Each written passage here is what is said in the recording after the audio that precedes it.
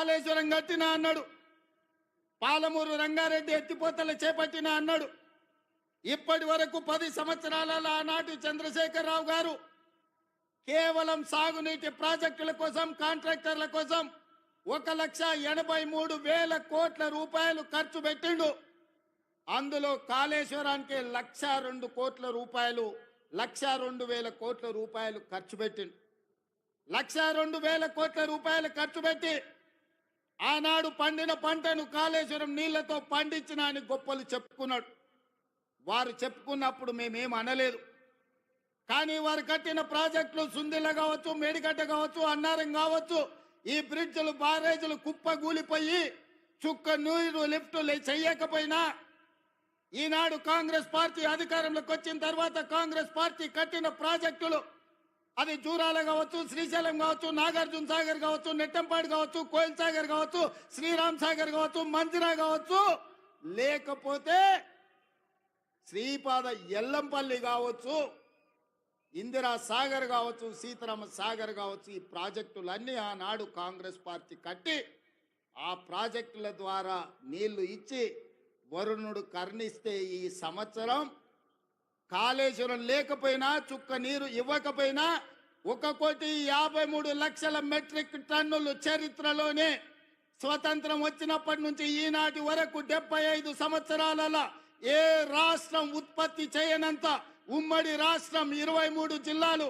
ఇవాళ ఆంధ్రప్రదేశ్లో ఉన్న 13, తెలంగాణలో ఉన్న 10, ఉమ్మడి 23 జిల్లాలలో కూడా ఒక పంటకు 1,53,00,000 మెట్రిక్ టన్నుల వడ్లు ఎన్నడు పండలే. మరి ఇవాళ తెలంగాణ రాష్ట్రంలో ప్రజాపాలనలో మన ప్రభుత్వంలో ఒక పంటకు 66 లక్షల ఎకరాలలో 1,53,00,000 మెట్రిక్ టన్నుల వడ్లు పండించి 500 రూపాయల బోనస్ ఇచ్చి ఇవాళ ధైర్యంగా ఈ గడ్డ మీద, పాలమూరు గడ్డ మీద రైతు పండుగ చేసుకుంటున్నాం. మనకు రైతు పండుగ చేసుకునే హక్కు లేదని బీఆర్ఎస్ వాళ్ళు అంటుండ్రు. మీరు ఒక్కసారి ఆలోచన చేయండి మిత్రులారా. 10 సంవత్సరాలు, మొదటి 5 సంవత్సరాలు 1,00,000 రూపాయల రుణమాఫీ చేస్తా అన్నాడు. 4 విడతలు అన్నాడు. మిత్తి నేనే కడతా అన్నాడు.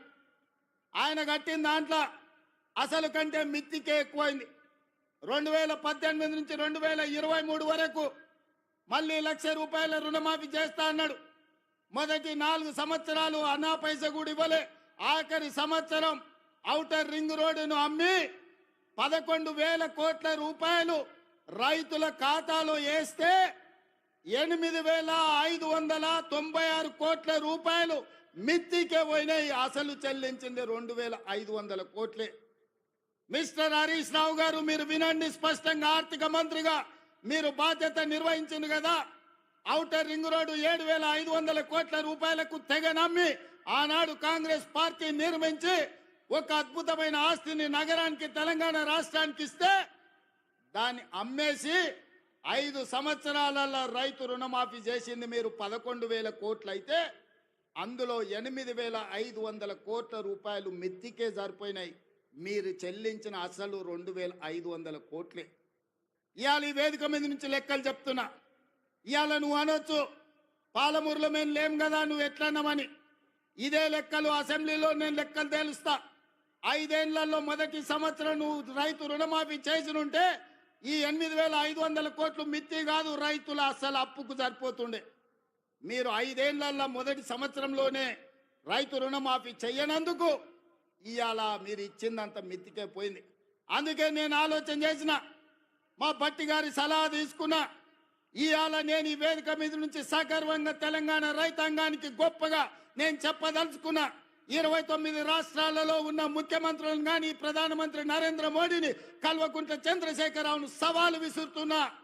ఈ దేశంలో స్వతంత్రం వచ్చినప్పటి నుంచి ఏ రాష్ట్రమైనా 10 నెలల్లో 25 రోజుల్లో 22,22,062 రైతు కుటుంబాలకు 17,869 కోట్ల రూపాయల రుణమాఫీ చేసిన చరిత్ర ఈ దేశంలో ఉన్నదా అని నేను అడుగుతున్నా.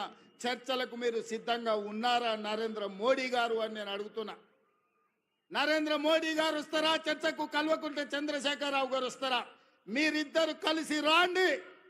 ఈ రోజు మా బట్టి గారు మా చేతుల మీదుగా, మా ఆడబిడ్డల చేతి మీదుగా 3,13,000 కుటుంబాలకు 2,747 కోట్ల రూపాయలు 4వ విడత రైతు రుణమాఫీ చేసిన.